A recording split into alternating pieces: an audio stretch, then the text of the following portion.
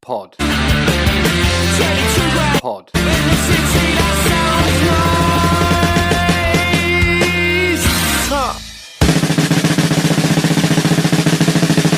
Have a few jars, mate.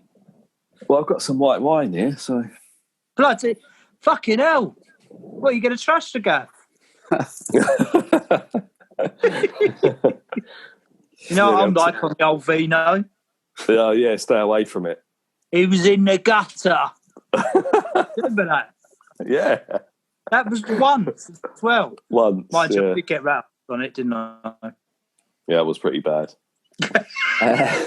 When we went to watch The Cure, I think that was quite a funny one. It was funny, but also, like, as much of we were huge Cure fans, that's got to be the most boring gig I've ever seen. It was like Johnny Burrell doing Boys Don't Cry. Yeah, probably. Shocking. Yeah. Shocking. It was, wasn't it? That was when you could still get bars of chocolate on the tube platform as well. Yeah, because I think we were just drinking all day. We just didn't eat, and then it was like, oh, we've got to go to wherever it was, Farringdon or whatever, to watch The Cure. And it's like, let's get something to eat. I mean, to be fair, you can put this in if you want, Harry. I don't mind. To be fair, like, put whatever you want in. But the thing was that we when we started, that was when the whole sort of Shoreditch, East London thing was just coming up. So it wasn't as oversaturated as it is now. It was still quite horrible around there, really.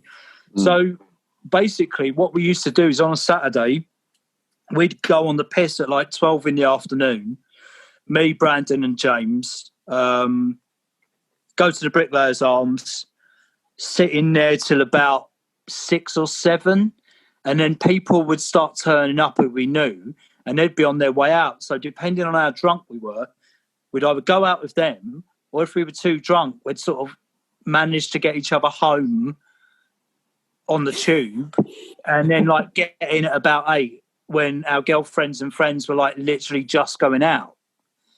So, yeah, I don't know. Saturdays were a bit of a blur back then, weren't they? Yeah, but it was really cool because, like, like you just go to this one, like the Bricklayers in, where was it, Shoreditch? Yeah. And like, like throughout the course of the day, like all your mates and that would turn up, and it was like all people from different bands and like all this kind of thing. And like at one point, you'd go in there and there'd be like just us and like a couple of like lounge lizards like sitting there, and then like it would just be packed full of like everyone. And then like it's like, oh, I'm going to, like the Astoria to watch so and someone else is going here, and a lot of warehouse. I know it's a bit of a cliche now, but a lot of warehouse parties around there. Then you could get away with it. And do you remember that geese? There was that traveller who had that dog who used to sit in the corner. Yeah. His van outside. Yeah, that's right. Yeah, amazing. But we'd do like 6 or 7 hours in there. Crazy, rat-arsed. Yeah, I just wanted to ask you about, you say the recordings that the record label had paid for. Did they ever surface? Did you ever get a hold of them? Nah. We have got them, but they just at the time they didn't want us to use them. But obviously it's been quite a long time now, so I'm kind of thinking in this day and age things can get leaks, can't they? Naming no names. Well, yeah.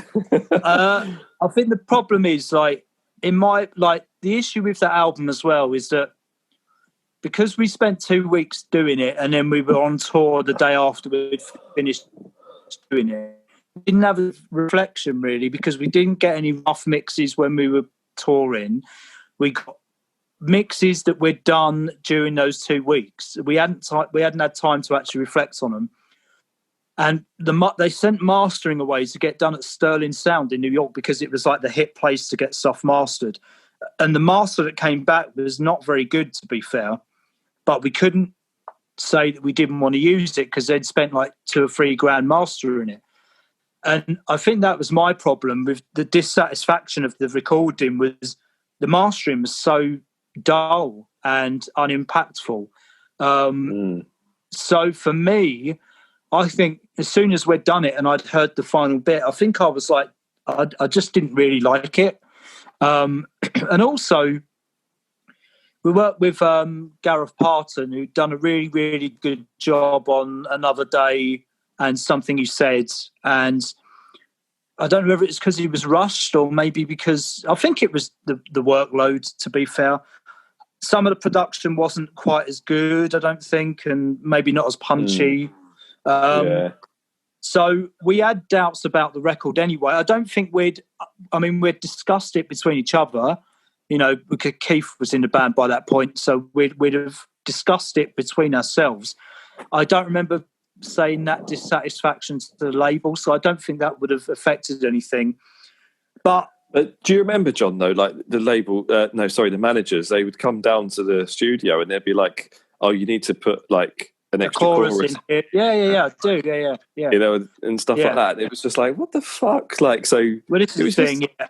Exactly. I mean, it's like I was saying about when we have outsiders working with us other than our little group. Once we'd got a proper management team other than my granddad, because he took a back seat because he felt he was being pushed out, which he was by them. And we thought we needed them when we sort of didn't. So we let that happen. And they started trying to encroach on the music, which is something my granddad never did because he knew nothing about it. And he knew that we knew what we were doing. So when they started encroaching, like coming down saying, no, you need to do this, you know, you need a chorus or this or blah, blah, blah, blah, blah. You know, that was pretty difficult to swallow for a band who had been around as long as we had. I mean, it was, you know, it was not a good position to be in, but you have to try and please people. And I think that's probably the only time I've ever even marginally bent to someone else's opinion, I would say.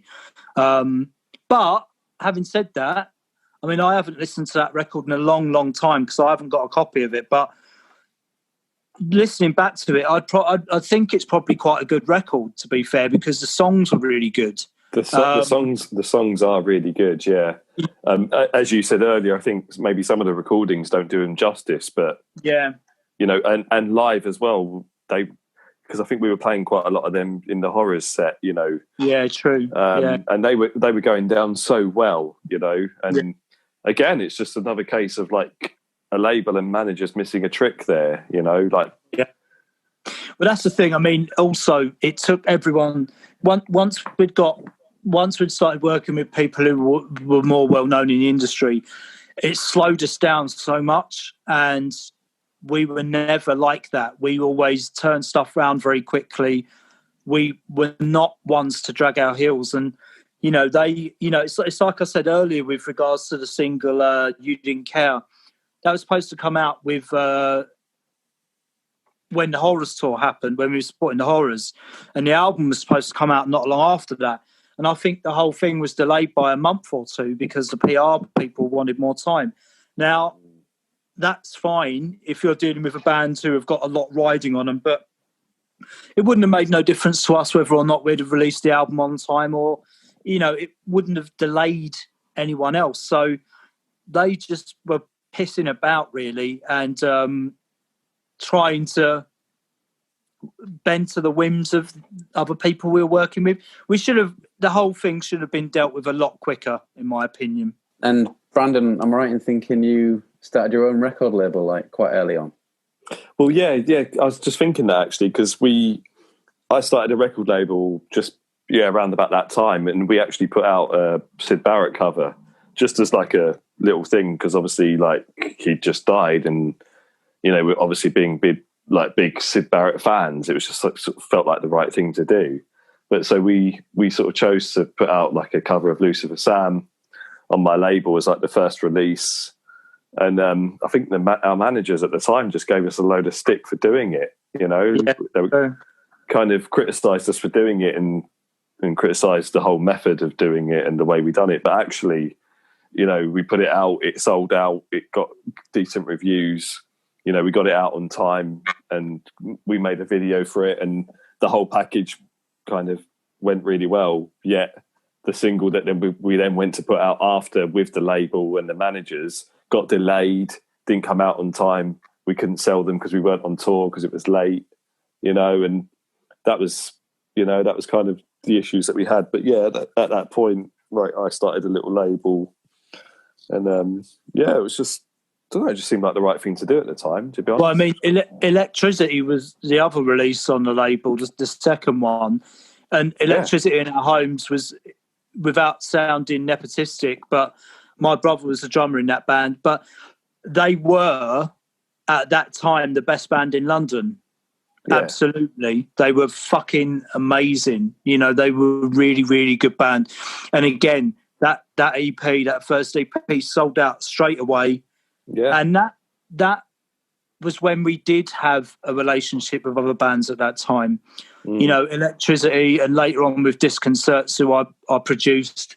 That was when, you know, we really felt an affinity with those bands because they were so good and they were younger. So with Brandon's label, and obviously Brandon went on to work with Strange Idols as well.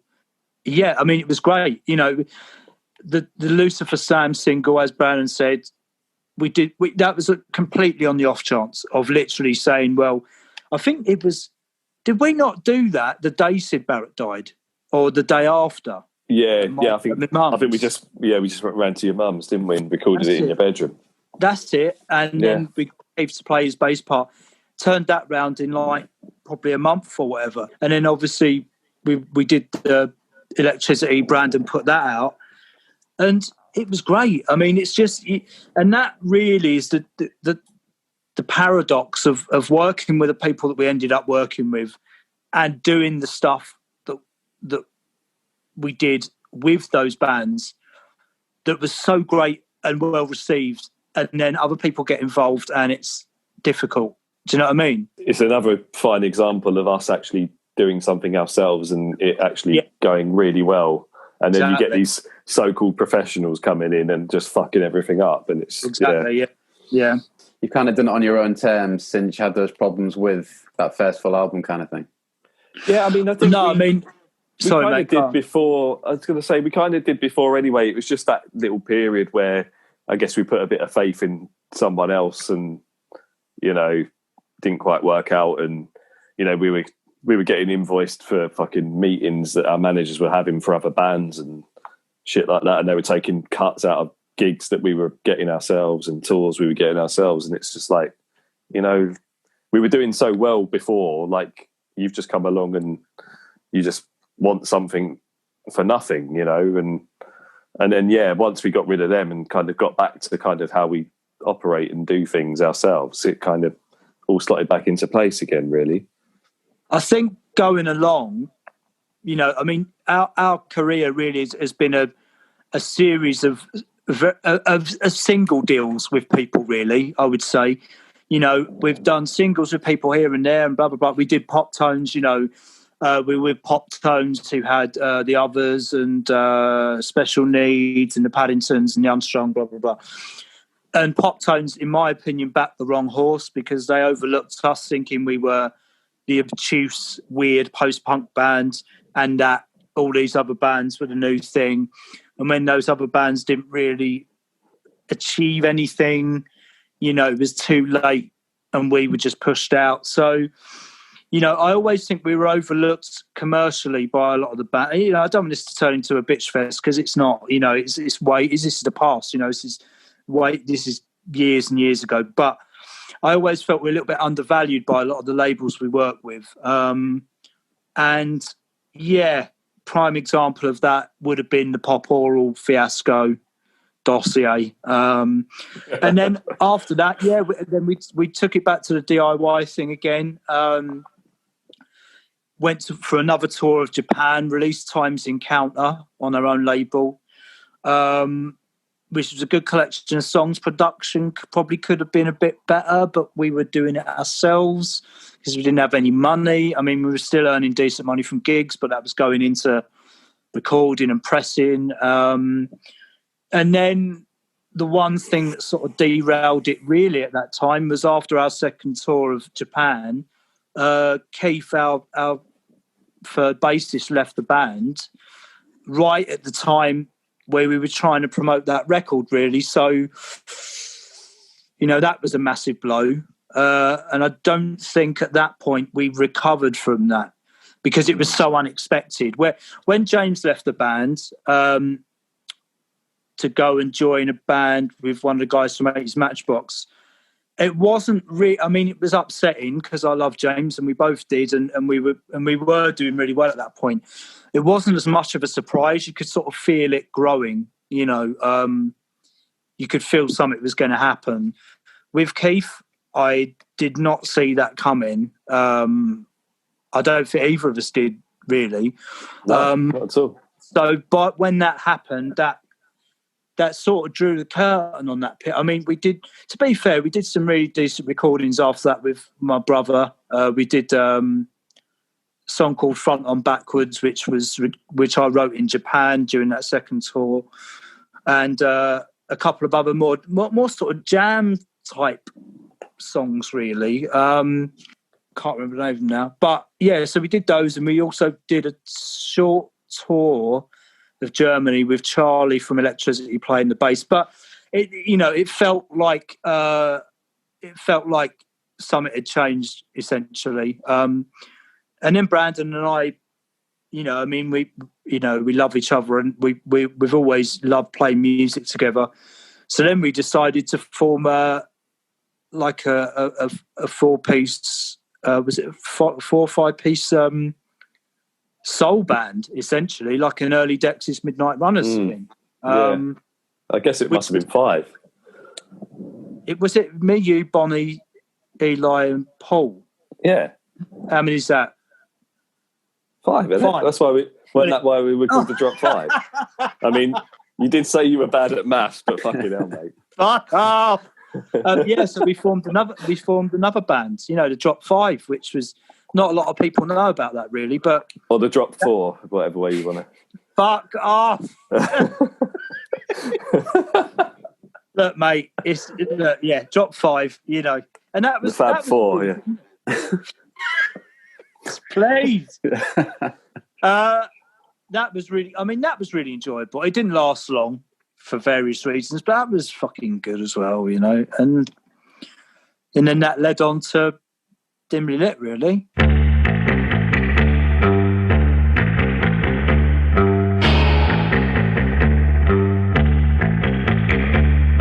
I just wanted to reflect a bit on the early days. So I was listening to an interview you did with Mark Riley, I think in 2007. Oh, yeah. And you mentioned your image and stuff, and you just mentioned in an interview that you got quite a bit of hassle for like the makeup and the clothes you were wearing at that time. Is that right? Yeah. I mean, yeah.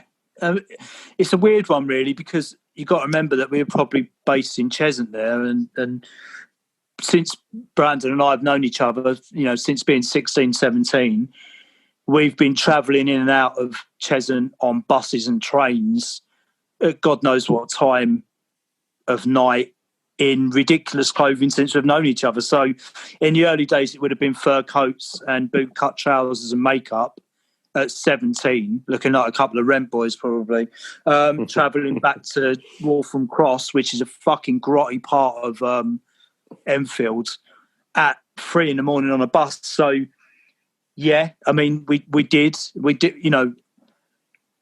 but at the same time, I think we just got used to it, and luckily enough, we didn't really. None of us came a cropper, and none of us got a hiding for it at all. But yeah, I mean, coming from a small town like we do, you immediately it's not like London or a big city, where you meld in with the other freaks. You stand out like a sore thumb, whatever you're doing, whatever you're wearing, basically. So yeah, it was not so much in London, I would say, really, but I would say in Cheshunt, yeah, it was, a bit hairy at times.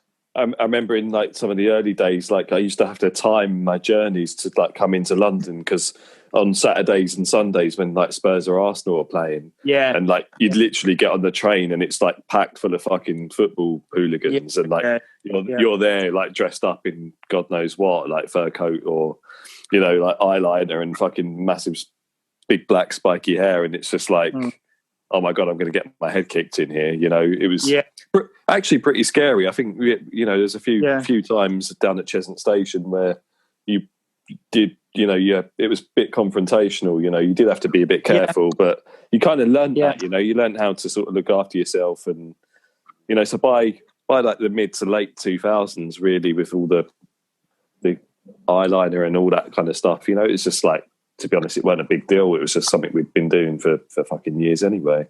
Well, I mean, look at it now. You've got every meathead in the country wearing a pair of really skinny black jeans.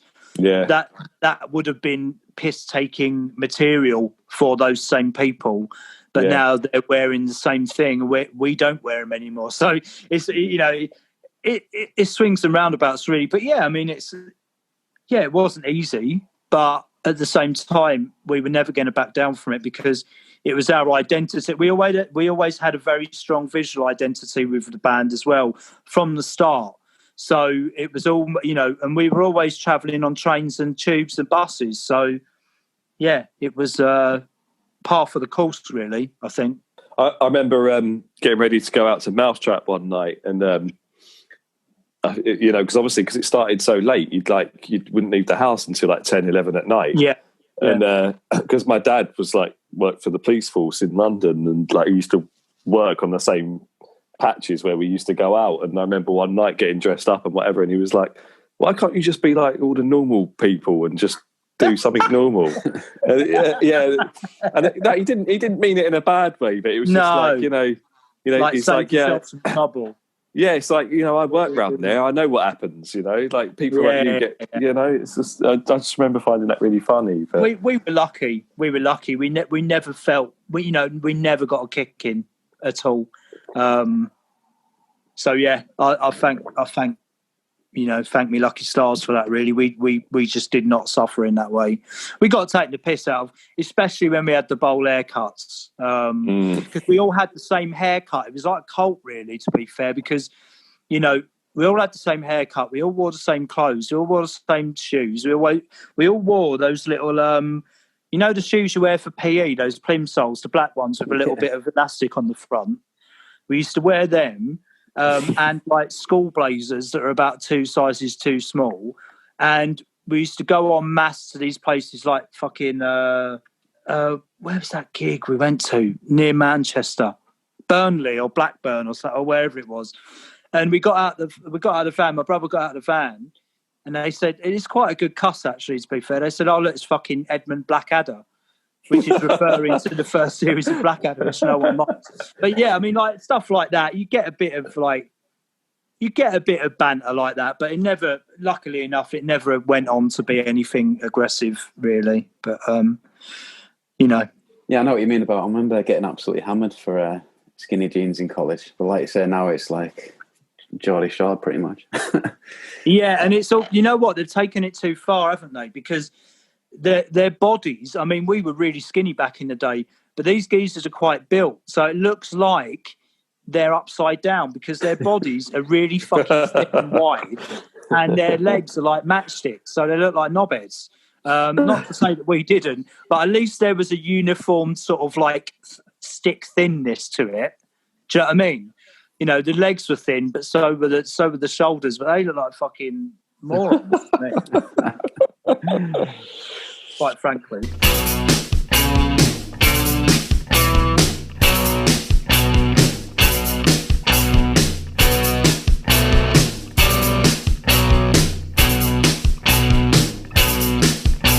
And yeah, I just wanted to talk about the 2009 album. Is it X-Inc?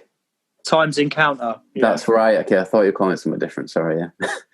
Times right. Encounter. Yeah, because I was really enjoying that on Bandcamp, and the song Communique, and oh yeah, I thought it was ace, and I noticed it was kind of a theme for any later music where, and you even had an album that was instrumental, didn't you? So yeah, where did that come in, kind of thing? I think that was the period after the other album got scrapped, so that would have been 2007, 8 maybe. When did Times Encounter come out, Brandon? 9? Yeah, that might have even been 9. But do you remember the story about the managers when we played at the Barfly, was it, when we played Communique and they went mental because we shouldn't have played it? Right, yeah.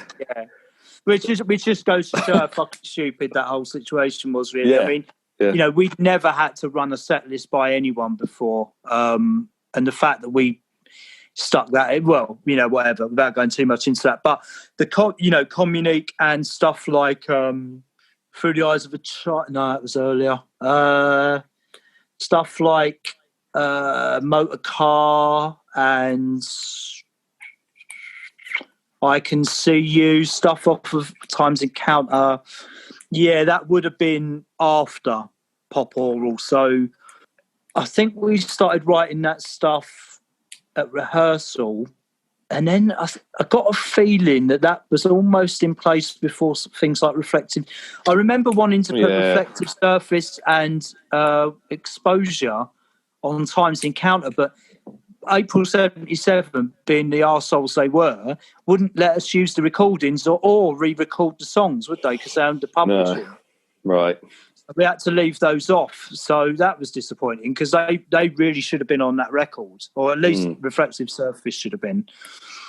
So, yeah, I think that period straight after, some of that stuff on there, you know, An Exchange, probably slightly going in a more different direction, not quite as melodic as stuff like I'm Ill and You Didn't Care. But I think it's... I like that album. Record. Yeah, I think it's good. Yeah. I think it could have had, if we'd have had a bit more weight behind it with PR and press and stuff, maybe some of the production. We were rushing it towards the end just because we wanted to get it out. But it goes back to that thing with regards to the first mini album, Change, Return, Success. It's about documenting a moment in time, really, with the band.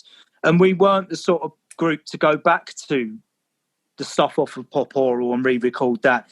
We were sort of done with that almost straight away, really. So we'd moved on. I mean, I think iMill's on that album, on Times Encounter, which would have been on Pop Oral. The Eyes of a Child would have been on both. And people change their minds, or maybe not. I don't know. Yeah. So there would have been 3 or 4 songs that would have crossed over. But other than that, we just wrote a bunch of new songs to put on the new record. So we just moved on really quickly, I think, basically. I read that in 2010 you split up at that point. Is that right? I don't think we've ever split up per se, but we did go on a hiatus. 100%. Because, you know, Brandon and I, it's not like we've never not wanted to work together. We've always wanted to work together, but you can only, you know, sometimes, as I say, I think it was a lot to do with Keith leaving the band. You can't really, it takes the wind out of yourselves a little bit. You can't really see, well, what do? Do we get another bass player and we have another 5 or 6 months of bedding them in, and then we try and pick up where we left off? I think by that point we knew that it wasn't going to be as easy as it had been, because the momentum had gone a little bit as well. And you know, we'd been around for a long time, and I don't think that's necessarily a bad thing. But at that time, I think we were just a bit tired with having to pick it up again.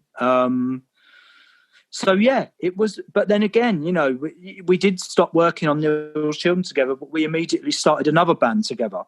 So it weren't like we weren't playing with each other. And then that led on to doing those few shows with James. You know, the bass player from the early mid 2000s, doing a couple of shows with him, playing all the old stuff again, which we never thought we'd do, because that's not us at all. You know, we're not that sort of band, but they were fucking fun, man. They were really good shows, really, really fun, which led on to then doing Dimly Lit. So it never ended, not really. It just needed like a fresh challenge kind of thing. Yeah, and also, you know, I mean, Brandon and I push each other as musicians. You know, I think if we'd have come out in 2013 with a post-punk record, people would have laughed it out. You know, they would have said, "Oh, what? You know, you've not done a record in 3 years, and you come back and do the same thing over again? Yeah, pathetic, whatever. We came back and we did a fucking blinding psychedelic record, which sounds weird for people, which must have been weird for people. Like, where did that come from? But when you consider our background in 60s music, it's not that weird. We love psychedelia, and we always have done. And our early music was very, there was a period where it was very psychedelic. So for us, it didn't seem unnatural. And we knew we had to challenge ourselves, and we knew we didn't want to give the audience the same old stuff, So it seemed natural to go in that direction, Whether or not that direction was going to last forever, it didn't really matter at the time. We were invigorated by that music, I know that.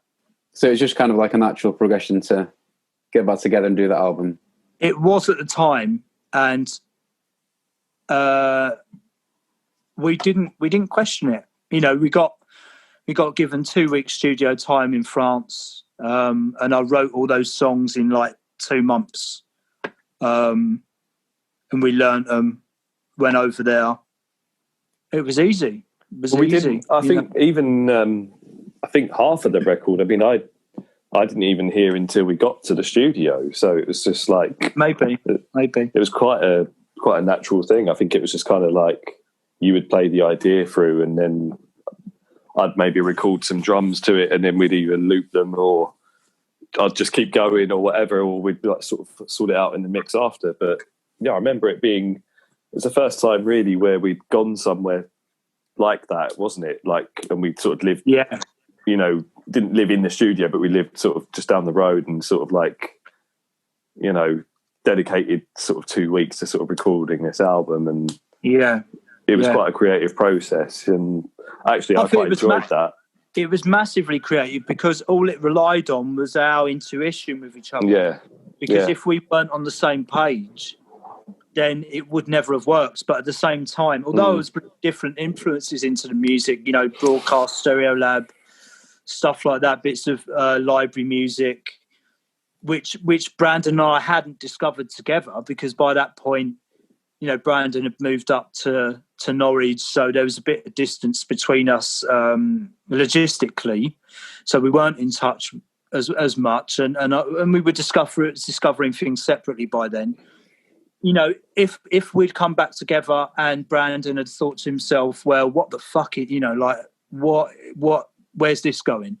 It would never have worked. Those 2 weeks would have been absolute hell. But the fact is that, we know each other so well, and we know each other musically so well, that it didn't throw us. It was just like, okay, well, let's lock into it. I mean, I remember a lot of the backing tracks were live, when I was playing bass on all of it. And I'm a bassist now, obviously, with Girls and Synthesis, but I'd never been a bassist of any, bar doing demos at home for Neil's Children. I'd never really played bass to any extent. I just knew that I wanted it to be melodic, and I wanted it to be different to the old stuff, because, as I say, people might have wanted a post-punk record from Neil's Children, but I guarantee if that's what we put out, we would have been slated for it, because it would have showed no progression. And, nostalgia wasn't what it is now. We've all had a bit of distance from the 2000s, and we can all say now that, yeah, this was good, that was good, blah, blah, blah. But, 4 or 5 years after all that had happened, you can't start resurging a period after that amount of time. No. Do you know what I mean? It wouldn't have been natural, and I couldn't have written that sort of... I mean, we've done it recently. I don't know if you've heard the song we did during lockdown. First conversation that we ever had, which is very much old school Neil's Children, and not in a cliche way. That's a proper... I remember playing that to Reese and my brother and Jim, and, rough mix of that. And they thought it was an old fucking outtake. So authentic, but I couldn't have done that then. And I don't think either of us could have done. I don't think it would have been natural to do that, And I wouldn't have had that idea in my head, because I wasn't listening to that stuff then. And I didn't view the importance of the band in that way, perhaps. I don't know.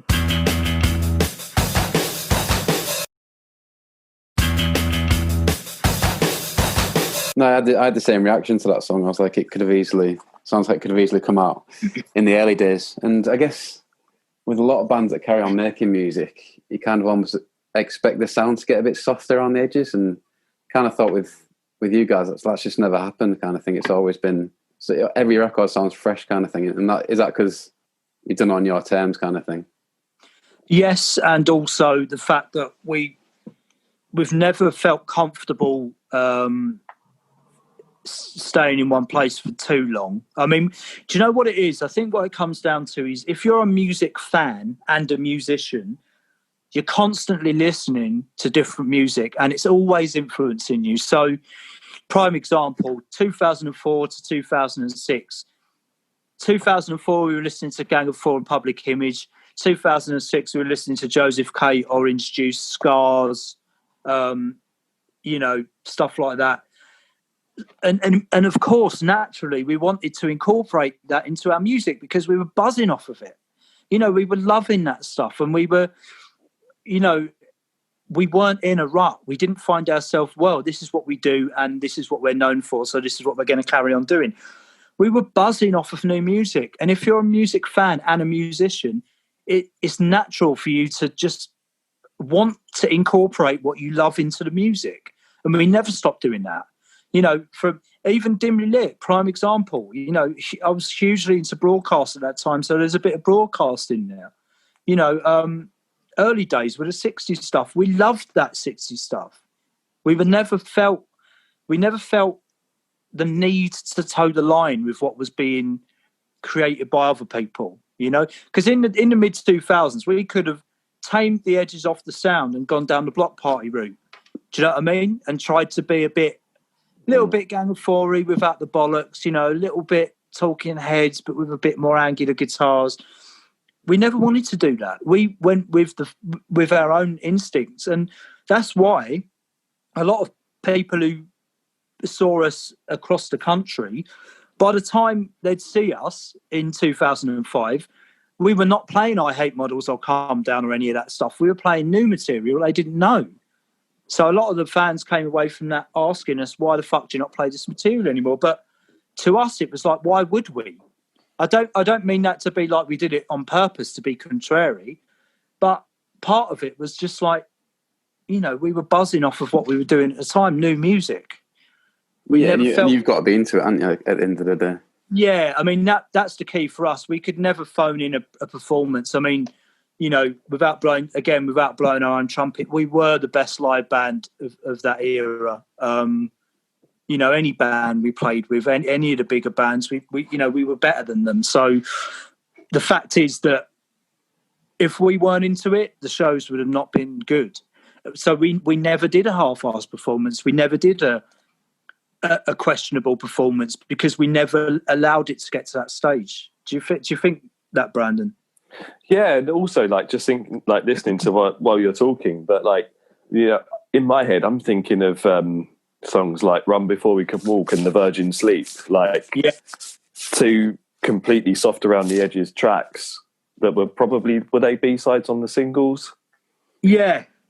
That people may not really know about, but you always had that in you. You had those songs, absolutely beautiful songs that were completely not like the A-sides and showed that other side to your songwriting and the band that we had, that we didn't really, we didn't feel like we had to sort of drop everything and be like, oh, we're going to write songs like this. But every now and again you'd throw one in there, and it was just I always liked that about your songwriting, because you could do that, but it was never, it wasn't our thing. It was just every now and again I'm going to throw one of these in there, Yeah.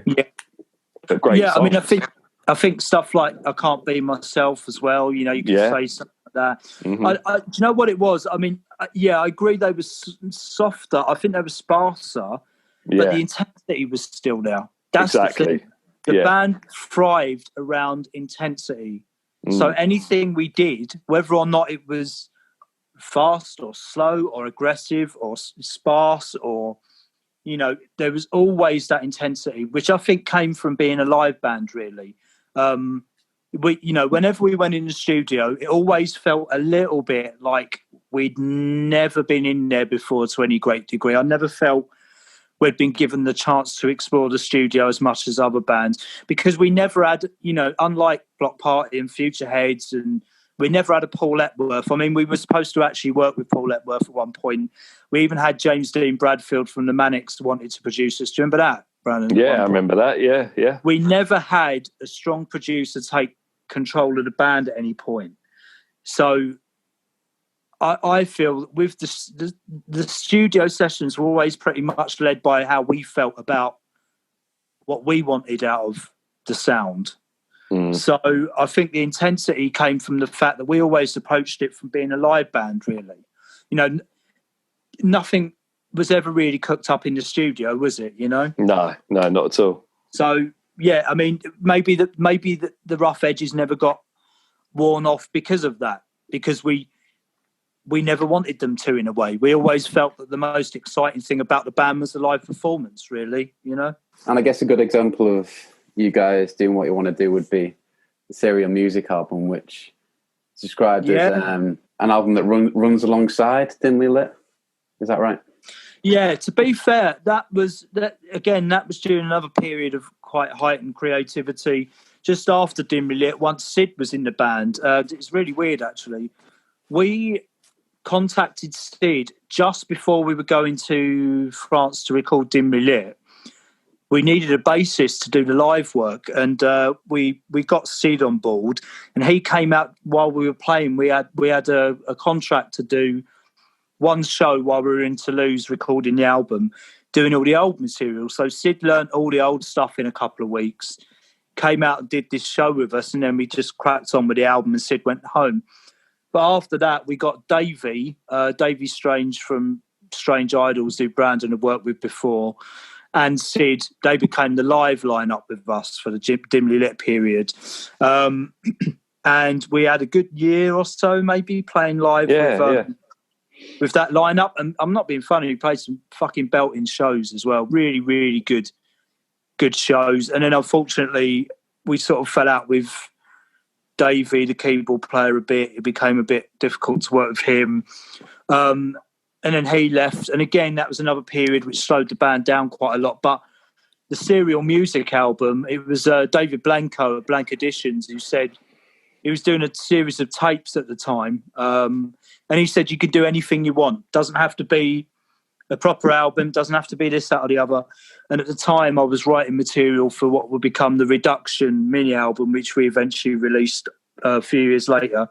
But I had the idea of doing like an old library music record, which was instrumental and featured, a couple of different themes and then variations on that theme, like an old library music record, So in the 60s and 70s, you'd have a library album, which would have been accessible to TV producers and directors, and they'd go into the music library and they'd pick out,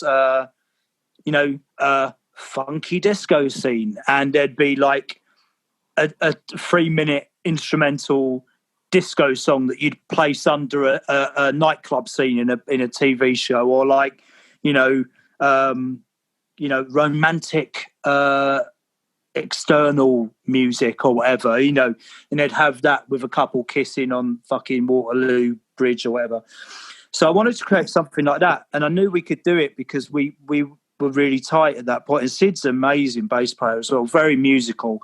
I think he's probably the most musical person we've had in the band, actually. And he had this little studio set up in Nettle House in East London, and I think we did that in a day, didn't we?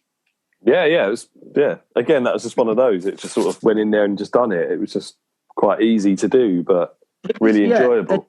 Yeah, really enjoyable. Yeah, because there was no pressure. That we weren't going in there to record a bunch of pop songs. We were going in there to record whatever, really. I mean, that was. I would say that was probably the only time we ever recorded as an improvised band.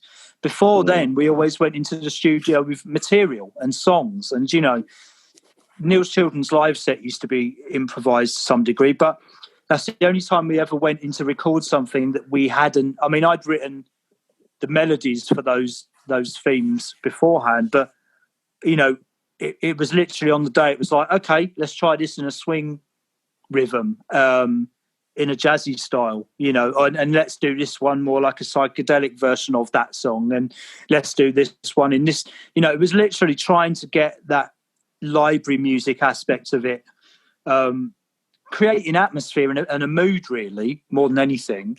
But I really enjoyed that, and we did plan to do, I think we planned to do a couple more of those, but we never got round to it. But no, I love that. I think it's really good. Can we get that uploaded to Spotify, Brandon? Oh yeah, no problem. Yeah. Let's do that. That's great. Yeah, because when I started on Spotify, I noticed there's quite a lot missing, really, from your Yes, because we don't own a lot of the rights to the material. So, for example, like Reflective Surface, we don't own the rights to that. April 77 do. We got the rights off of the Always the Same EP from Alan McGee. He just said go for it. We contacted the Change Return Success Soft City label, and they said, yeah, put it up. I mean, Brandon's actually working through the archive, and we're going to try and get as much as we can put on Spotify, just for the completion aspect of it, really. It deserves to be up there. It's a shame that it hasn't been. But you've got to remember that when we were working on stuff like that, even when we first, you know, went on hiatus, the digital thing wasn't really a big thing. So we never really thought twice about it, you know. But I would like to see as much as of the archive go on there as possible, yeah, for certain. And as I say, Brandon's, you know, valiantly working his way through that. So yeah, and as time goes by, like obviously you sort of contracts finish and stuff anyway, so it should get easier as time goes by anyway. And that will just only keep the band going for longer, you know. Like, so there's always something to put out, isn't there? I think the holy grail would be to eventually get Pop Oral put out, because that's never been heard. It's just difficult. We can't seem to get in contact with the guy at the moment, but we'll get there. We'll get there in the end. And yeah, you mentioned the Reduction album, and I was listening to that this week, and I kind of got I don't know if it's a comparison you'd welcome, but I kind of got like an early Tame Impala kind of vibe from that. Would that be? Yeah. A little bit of that. Yeah, a little bit of that. I would also say that around that time I was getting quite heavily into sort of underground hip-hop and stuff. So with things like Circle of Hands, I would say it's more hip-hop influenced than you'd think. I mean, Brandon's drums on that album, I think a lot of them are looped, but they're really like, I don't know, that material I think some of that material is actually better than a lot of what's on Dimly Lit, personally. I think Circle of Hands is fucking a brilliant track. I think Words That Rhyme, stuff like that. It's way more experimental. And I would say it's probably, I wouldn't say stylistically harking back to the early stuff, but I would say experimentally, it's more experimental, and it's taking a few more risks, I would say. But I love some of that stuff. I think it's really, really good. And that, unfortunately, because the band was sort of, that lineup of the band was tailing off a little bit, you know, that material was unfinished for a good year or two until, you know, I said to the guys, look, I'm going to, you know, we were remixing it, and we never drew a line under it. And then a year or so after, I just said, look, I'm going to get a mix of this done, and we'll just stick it up and let people know that we're not going to be active for a bit.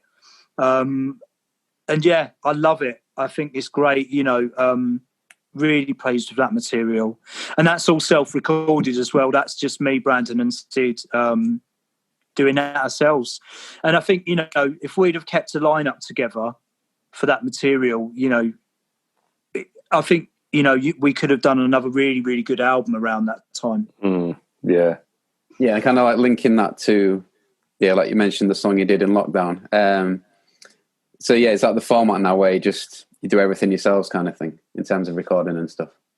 To be fair, we'd always done that I'd always done my own demos from home.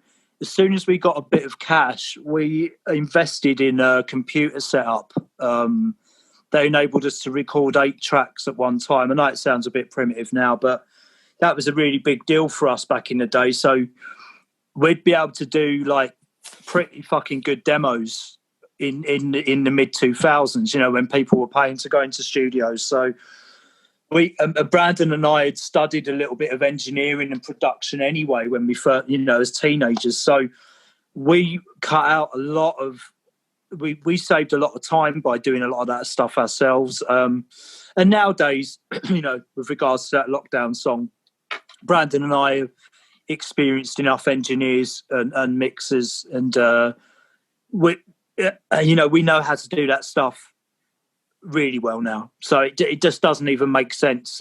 And also in lockdown, there was no way we could even get in the same room as each other. So, I mean, that song really, that came out of absolutely nowhere. There was no discussion about it. We weren't talking about the band. We weren't saying about, you know, should we do X, Y, and Z.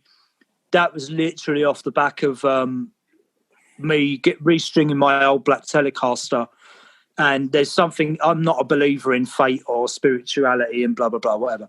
But that guitar's just got so much history with regards to me playing it. And I've not played guitars for years now with Girls and Synthesis, being a bassist, and I don't really play guitar anymore. And I restrung that guitar and started playing it, and I was just like, fucking hell, this is just Neil Children. This guitar and me playing it, this is the sound of that thing. So, you know, I didn't even tell Brandon about it. I just sent him this stuff, and I said, look, put something to that. Let's just see what happens. Let's just give people a crumb of fucking, you know, enjoyment throughout this period, you know, being locked in. Brandon sent back this amazing drum part, and that was it. It was pretty much done. You know, I mean, it was so. Then Max mixed it. I mean, how long was that? What did it take? A week? Yeah, not even that. Yeah. And you know, as I say, when I played that to people, they couldn't believe it. They thought it was an outtake from 2006, 2007, and it's great. You know, I was so pleased with how it come out. You know, it really was, and I remember doing the vocals to it, and I haven't sung like that in years and years. Even the later Neil Children stuff, I didn't sing like that, and it came out of me. It was just like it was like something else had taken over. Do you know what I mean? It was like my body returned to an earlier period of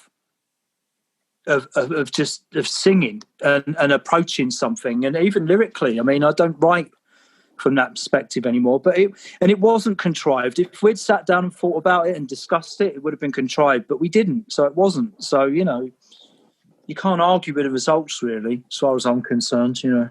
And just in terms of like songwriting, like you say, your process hasn't changed. It's always been pretty free flowing. Like you've never felt pressured to be more commercially successful or anything like that. No, I mean, I would say that when our sound did get more commercial in 2006, 2007, that was 100% natural. That was purely because we were listening to more melodic music like Orange Juice, Joseph K, Scars. It was purely by chance. You know, it had nothing to do with our position or our status at all. It was, we never worked like that. We never discussed the next move. We never discussed what we wanted to do. We never had people saying to us, how about this, how about that? Bar a little bit of interference from management saying, well, why don't you, you know, you need to sing in this chorus. They were sticking their beak into stuff which didn't need to. The music was going that way anyway, just because of what we enjoyed. So no, we've never felt any pressure to do anything. You know, like we've never even pressured each other. Brandon's never said to me, well, you know, John, maybe we need to write a fucking, you know, we need to write a song that's going to get in the charts or whatever.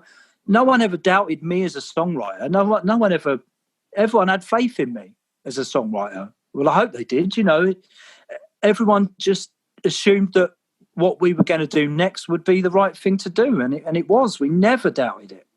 Ever. If we'd have second guessed anything, we'd have split up. Seriously. You know, like, we just never did. You know, we always assumed that we knew best, and we did. But, you know. But also that era you know, when we were doing stuff like that, like it just felt like you could do something and it would do what you wanted it to do anyway, if you know what I mean. Like, it didn't feel like you had to compromise because you could just do what you were doing, and if it was right and if it was the right thing, then it would work anyway. You know, if you wanted to get into the charts with a single, it would get into the charts anyway. Like, I didn't feel like bands like us had to make that sort of compromise.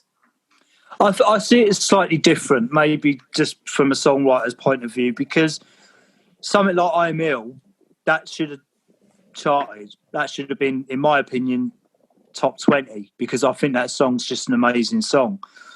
So I don't know whether I agree. Top 20, yeah, you need a higher level of backing and money behind it. But so, I mean, the way I felt about it was the people who were charting at that time it was the post-Libertine scene, which we were never part of anyway.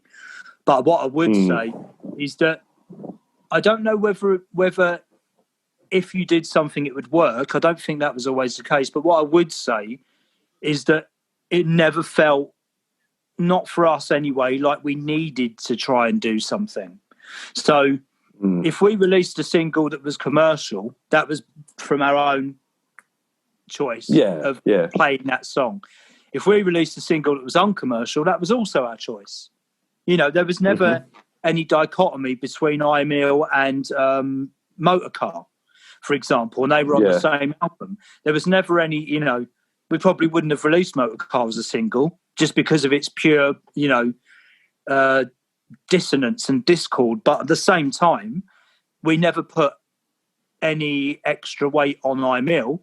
You know, Motorcar was as important to us as I'm Ill. It probably worked differently for other bands. I think with extraneous influences saying, well, you know, we need this, we need that, you know, you should look at this. We never had that. And, you know, we wouldn't have worked well with that either, I don't think. We were a bit too cynical to have people saying, why don't you do this? Why don't you do that? You know, it wouldn't have worked for us. And then if I was going to say, if you look at the bands that were releasing singles probably around the same time, sort of 2004, 5, it was, you know, you'll see a pattern, like all their early stuff done quite well. And it always seems like the stuff that was a bit more controlled and put out by a major, gradually their chart positions would be not as high. Do you know what I mean? Yeah. Like gradually they'd slip out of the charts on singles that you thought should get higher. So to me, that would suggest that when the bands were doing stuff more on their terms and how they wanted to do them, they were more successful. Yeah. I agree. I don't know what the science is behind that. I don't know if there's any logic behind that or what, or whether it is that, you know, you just lose that little bit of spark, or whether you lose the interest. You lose the character of the band. Yeah. I think that's what happens. Is, you know, there's a reason people like groups, and a lot of that is because they are a certain way. And when money becomes involved and people start sticking their beak in, I think what happens essentially is that the bands start doubting themselves, because, I mean, we were lucky. We were a three-piece for a majority of our career. If you stuck another member in our band, all of a sudden the decisions would take twice as long to make, and everything would be more confused and difficult to solve. But we always just said, well, you know, we always backed each other up. We always believed what we were doing was right. And, you know, we never had people breathing down our necks trying to say that what we were doing was wrong. If we started doubting ourselves, I mean, God forbid, I don't know what sort of records we would have made, really, you know, because at the end of the day, you wouldn't have been making them for yourself. And people, you know, even if people are not musical, they're not stupid. They can tell when something has been laboured over and is, you know, and contrived. People can hear it. Why do people love the first Oasis album? Why do they not like Be Here Now? Because the first Oasis album is them. It's them. It's a distilled Oasis. It is distilled them. And Be Here Now's a fucking bunch of coke snorting idiots. Do you know what I mean? So, no, do you know what I mean, though? So, people aren't stupid. They know, they know the view of shit. Do you know what I mean? Mm-hmm. And just in terms of playing live, like you mentioned the hiatus for a couple of years, but apart from that, have you been able to like consistently play live over the years? Yeah, up until,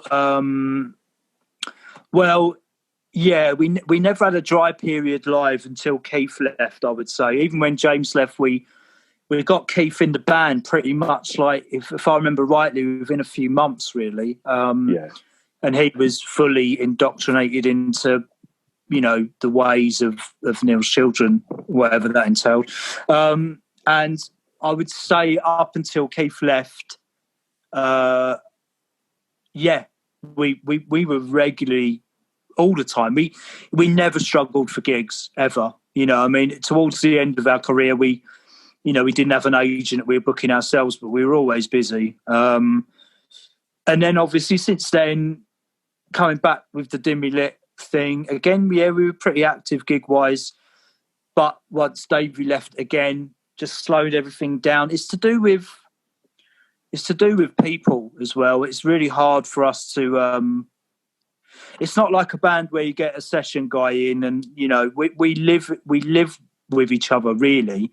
I mean, especially in the early days, it was a lifestyle rather than the band. I know everyone says that, really, but it was a lifestyle rather than a band, and it did take its toll.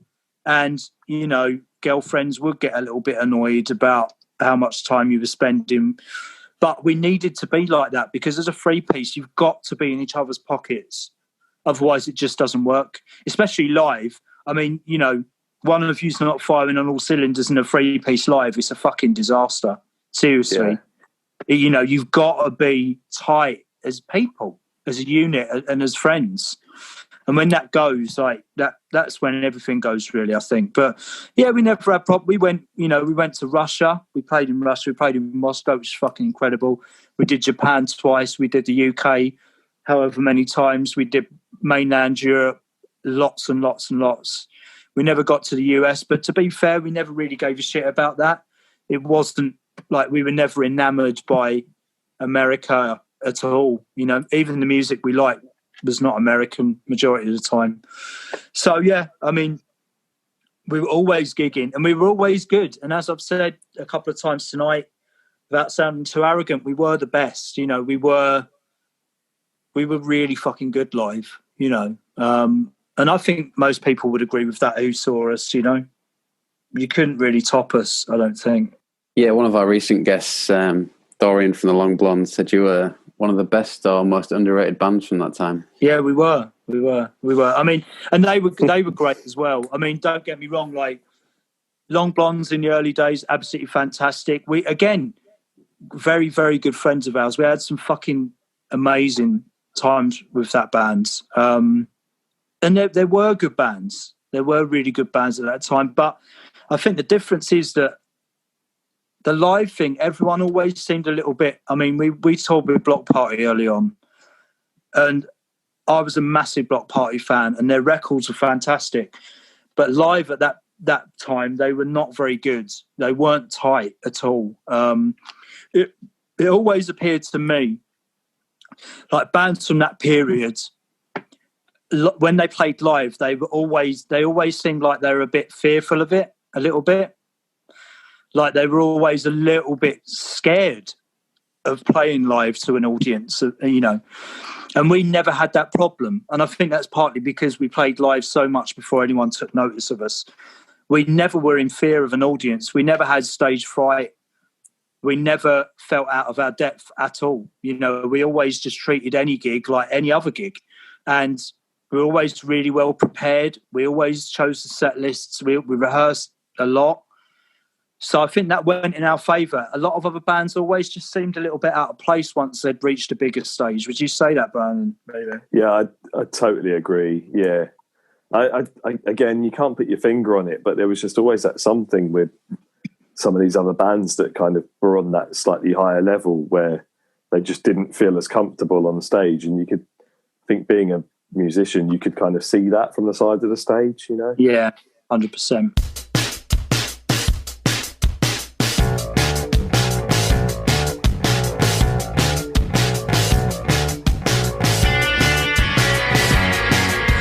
there anything you would do differently about, I don't know, the early days and, well, any time in the Youth Children, really? I wouldn't have got involved with the management team that we had in the mid-2000s. Also, no, that's the only thing, actually. I don't regret anything else. You know, I always felt that whatever decision we made was the right one, whether or not it put us back a little bit or whatever. I never felt like we'd made a wrong decision. I always felt that whatever decision we made at the time was the right one. So I don't feel any resentment towards anything we did. Do you, Brandon? No, because we didn't go into it with any kind of plan, or, you know, as we said earlier, there wasn't anything happening at the time. You know, whatever came to us, we made for ourselves. You know, I don't think you can really, unless you were going into it and it was already there for you and you were just kind of making the most of the scene or whatever was going on. I think really you can't really say, I would do it differently or I regret this, because you know, it should be pure. You know, you should be going into it like completely open and like whatever happens. Is there a song or album that makes you most nostalgic about that early period? There's quite a lot for me. I think the first Whirlwind Heat album, first Liars album, the first Yeah Yeah Yeahs EP. You know, you could even push it to the first Block Party album, first Future Heads album. Even stuff like Band Red by Kato and Kato, yeah. There's Billy Childish, like the Buff Medways at that time. Yeah, the Medways, yeah. That what's that album called? What's that one? It's on Transcopic. Graham Cox. Steady the Buffs. Yeah, that's it, yeah. Yeah, but Billy Childish used to have a residency at Dirty Water Club in Tufnell Park, so we used to go like every week or every month or whatever it was. We used to go and see him all the time. So, yeah, I would say Billy Childish is a massive one. Early Rapture, you know, Out of the Races Onto the Tracks, and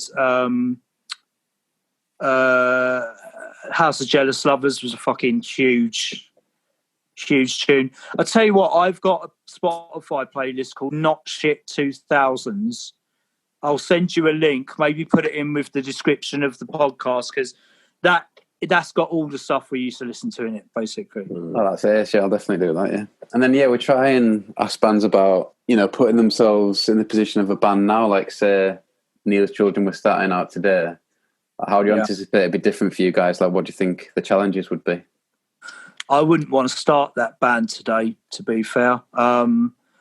I feel now that young musicians, especially after this period of COVID and businesses shutting, and what I see as a radical gentrification taking advantage of businesses closing because they can't afford the rent, I think as we go further and further down the line, the opportunities that we had are not going to be there anymore. I think venues, there's going to be less and less venues. There's going to be less and less spaces to rehearse in. There's going to be less and less opportunities for bands to play in front of audiences. So I wouldn't want to do it now, personally. If I was a young, I don't know. You know, I know it sounds a bit self-defeating, but I'm so glad that we did what we did when we did it, because you got to remember that we formed in the late 90s. So we caught almost the end of the pub circuit in a way. So a lot of the early gigs that we did an early tour with Art Brew.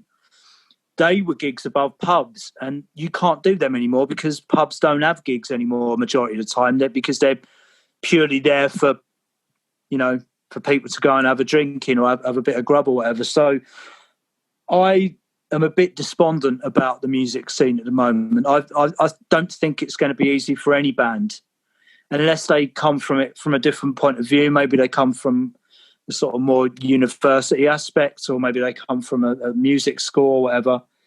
Possibly that opens a few doors, but starting on the Spit and Sawdust venue circuit, I think that's sort of gone as we know it anyway.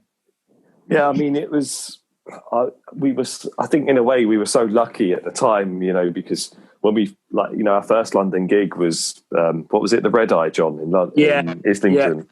you know, and every time we were playing somewhere in London, it seemed like soon after that it was closing down. Probably not because of us, but you never know. But you know, but do you know what I mean? It was just like it was kind of becoming. You know, we were seeing that trend happening even from back then, and you know, like I live in Norwich now, and I see a lot of young bands playing here, and it's so different, and you know, there's not the same opportunities, and I don't know. I mean, I really, you know, Neil's Children wouldn't work now. It wouldn't, you know, it just wouldn't work.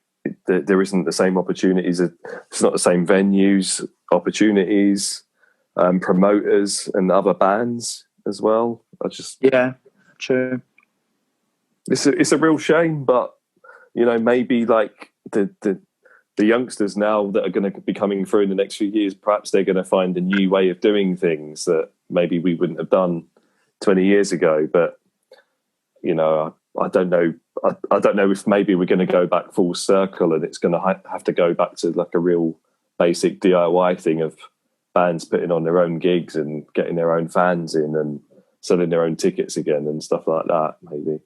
Yeah. Do you think it's hard for a band, like you mentioned, the money that was involved back in the day? Like, I think it's a bit hard for bands to make an impact with like the impact there'll be no of the internet money. and everything. Yeah, that's the thing. Yeah, there's no money now. I mean, the kind of sporadic, like little shitty deals we were being offered at the time were kind of quite basic anyway. You know, I don't see how bands are going to get offered. Even the bands that are signing to the bigger labels, they're not getting any money from it. You know, they're not going to earn a living out of it or be able to sustain any sort of career out of it. You know, you don't earn anything out of streaming or selling anything digitally. So I think it's just, you know, fewer, like out of all the bands that are out there, there'll only be one or two that will kind of do anything, if that. Yeah, the last song we try and finish on is a funny story about the Gallagher brothers, if possible, but just a funny story about, I guess, any of the big names from that time would be good. We played a festival once where we were first on and Oasis headlined, but we didn't get anywhere near them. You know, they wouldn't let us near them for a start. I don't even think they wanted to be there.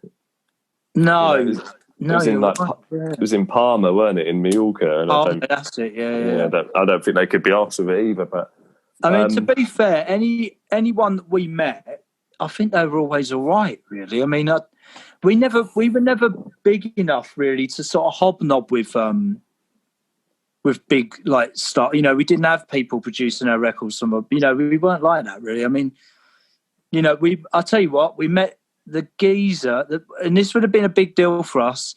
We met the bassist from the Diagram Brothers backstage at Offset Festival, and me and my brother lost our shit. Do you remember that, Brandon?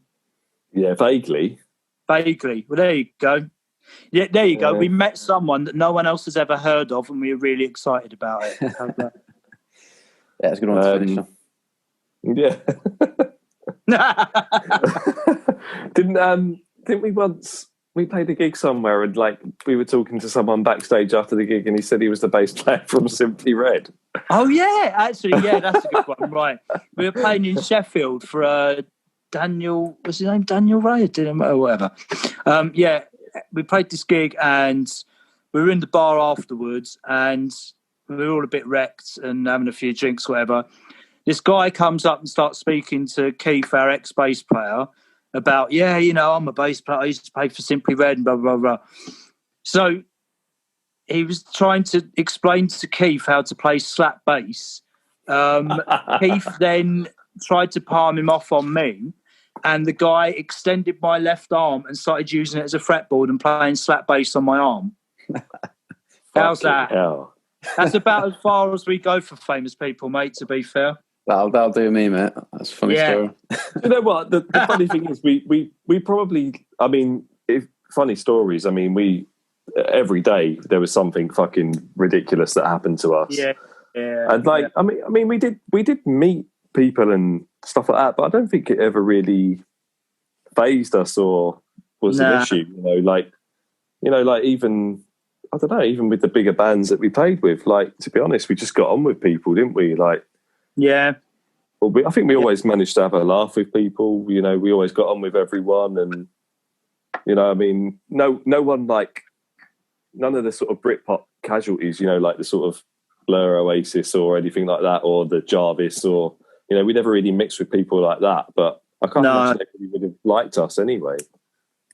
No, I mean, I think we were always focused on what we were doing as well. So, you know, even interacting with other bands of our age was, you know, wasn't a common occurrence really. So, yeah. I remember once being in central London and went to like a basement club somewhere, and I think like the Yeah Yeah Yeahs were there, and right.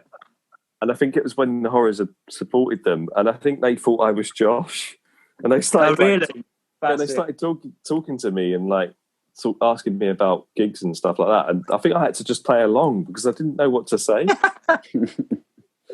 yeah, I love gigs. Yeah. You know, like stuff like that. Well, didn't Nick Zinner produce one of the early? He did some sessions with the Horrors early on, didn't he? I think. Yeah, I think he was talking to me about guitar parts on the song, and I was just like, "Yeah, brilliant." Yeah. I've got to go and get a drink, mate, because you're boring the arse off me. Yeah.